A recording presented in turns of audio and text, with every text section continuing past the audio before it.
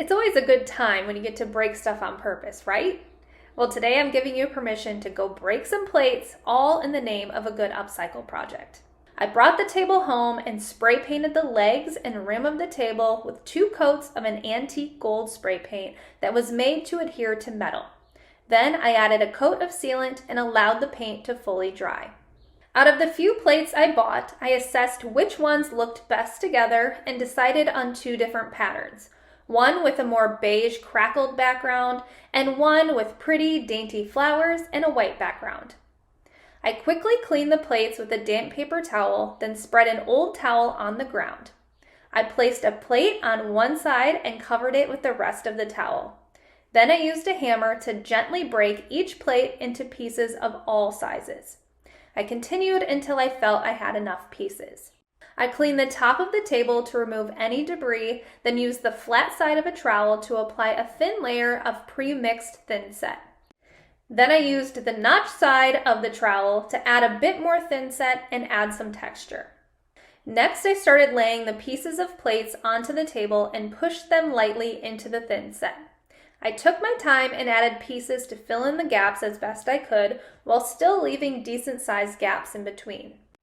Once all the pieces of plates were laid, I allowed the thin set to dry according to the directions, which was about 24 hours. Next, I mixed together some pre-made sanded grout in the color bone.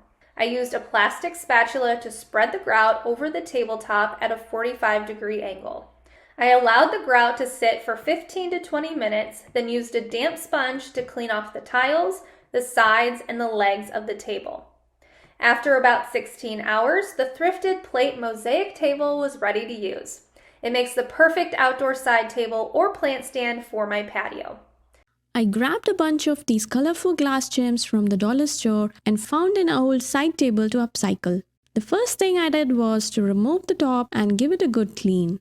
Then I applied a coat of white paint, let it dry, gave it a light sanding, and added another coat. This is my base layer. Next, I marked the center of the round tabletop. Then drew 90-degree radial lines from the center to divide it into 4 equal quadrants. These lines will help guide the pattern I'm about to create. I applied glue on one section of the tabletop and started arranging the gems in one quadrant. Then mirrored the pattern on the opposite side to keep it symmetrical. I kept repeating this until the entire top was covered in gems. I was really happy with how the pattern turned out. After letting the glue dry completely, it was time for the epoxy. Before that, I added duct tape around the round top to create an edge for our epoxy pour. I measured and mixed the clear epoxy thoroughly according to the instructions. Also added some glitter to the mixture. Once mixed, I started pouring the epoxy across the surface, making sure to cover all the gaps between the gems. I poured the remaining clear epoxy on top and popped the bubble and let it cure for 48 hours, keeping the table in a dust-free environment. After it's fully cured, I removed the tape, gave the edges a light sanding to smoothen it out, and cleared the dust before connecting the finished top to the legs. And that's it! The table has a beautiful organic glass-like finish that looks so cool.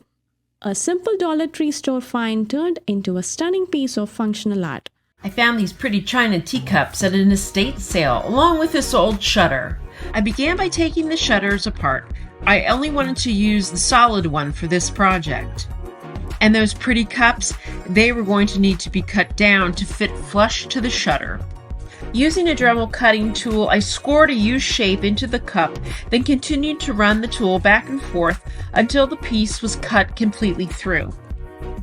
I also cut a small slit in the front of the cup for drainage. I marked and cut 6 teacups. Now for those pretty saucers. To be safe, I placed them in a shallow box and broke them into lots of pieces. I covered my work surface with plastic and laid the shutter on top. I began to apply the mastic to the shutter, and I gently but firmly pressed my first teacup into the mastic, and then I began to add pieces of the pretty saucers. I worked in small sections so the mastic wouldn't dry. Because my shutter had a recessed panel, I added mastic to the groove in the shutter until the entire surface was even. To make sure that the cups would stick, I applied mastic directly to the cut edges and then firmly pressed them into place. It was a lot of fun fitting the broken china onto the shutter. Mosaics are great because you really have design freedom.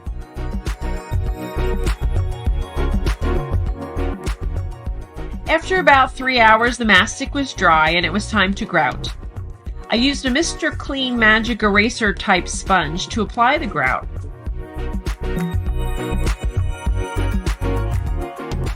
And a soft cloth to remove the excess.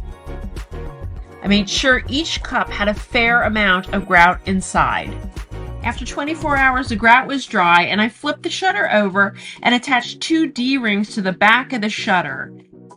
My planter was going to hold live plants and I was going to put it outside, so I needed to waterproof it by spraying the front and the back with water seal. I placed a little bit of pea gravel in the bottom of each cup for drainage, and then I planted ground cover plants called treadwells.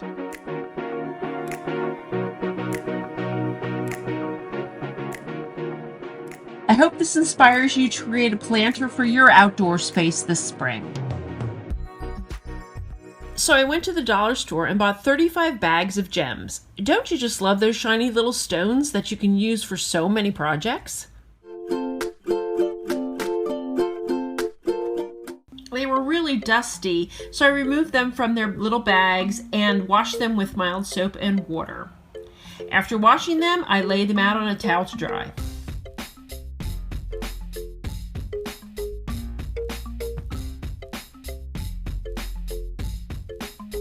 Several months ago, I completed a backsplash in my bathroom above the sink. People commenting on that post asked for the entire wall to be covered with gems. So, here you go. I began by drawing a level line a little higher than the backsplash. Then I measured the height of that line from the floor and made marks on the wall and connected the line. Do you like that level?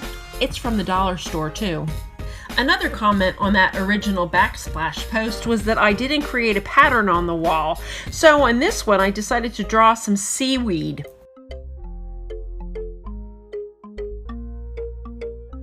After the pattern was drawn, I began to apply mastic inside the seaweed lines, filling them in with the different sizes of green gems. I worked on small sections of the wall at a time, working my way up the wall.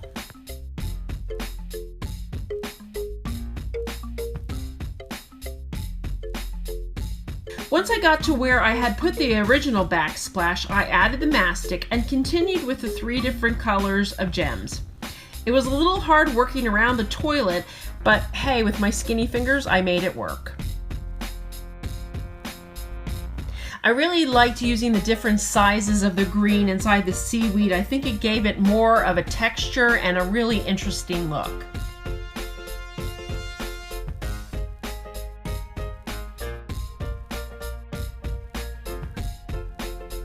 When I finished applying the gems to the wall, I measured and cut a piece of chair rail and then fastened that to the wall with a brad nailer.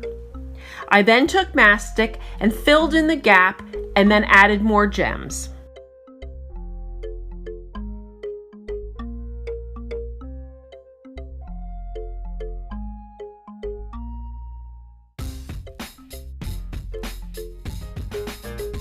I mixed my grout until it was the consistency of mashed potatoes. I applied the grout to the wall using a putty knife. And working in small sections, I added the grout and then removed the excess with a wet sponge.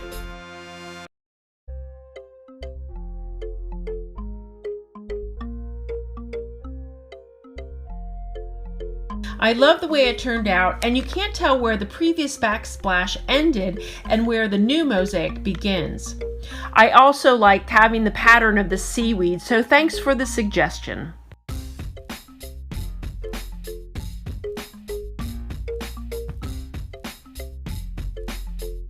I hope this inspires you to look for hidden gems at your dollar store.